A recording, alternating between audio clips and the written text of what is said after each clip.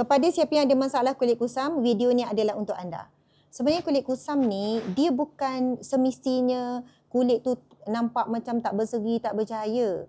Bukan semestinya sebab dia ada jerawat, jeragat, tak. Masalah kulit kusam ni kalau kita tengok setengah wanita, saya tak tengok, kita tak tenung lelaki, kita tengok wanita.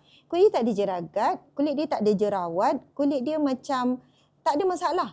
Tapi macam kusam je, macam tak bermaya je. Macam kalau kita tengok ni, kita tengok apa nama ni, daun. Kalau daun kering kan macam tak bermaya. Tengok daun hijau, ui segarnya. Macam itulah ibarat dia. Jadi kalau kulit kusam ni kurang sedap mata memandang.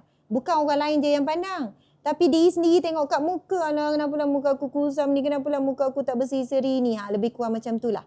InsyaAllah jika anda jadikan Choco Collagen ini minuman harian anda akan lihat sekurang-kurangnya 2 minggu lah. 2 minggu insyaAllah anda boleh nampak perubahan pada kulit kusam anda. Sebab apa? Masalah kulit kusam ni bukan dia tak pakai sunscreen, bukan dia tak pandai jaga kulit. Tapi masalah utama dia sangat sensitif dengan cahaya. Terkena je cahaya, bahkan dia kata hari tu saya tak keluar pun. Rupanya dia pun sensitif dengan cahaya lampu. Maksudnya sistem barrier kulit dia, pertahanan kulit dia sangatlah lemah. Maka insya-Allah ekstrak tomato putih yang terkandung dalam Choco Collagen kita ni akan membantu. Sebab dia umpama menjaga sun protection ataupun bukan sun saja, cahaya-cahaya ni protection daripada dalam. Ibarat kalau orang tanya, minta maaf saya kena terangkan sebab ada orang salah faham. Adakah ekstrak white tomato ini macam sunscreen? Kena faham sunscreen tu pakai di luar itu kulit. Ibaratnya kita guna payung.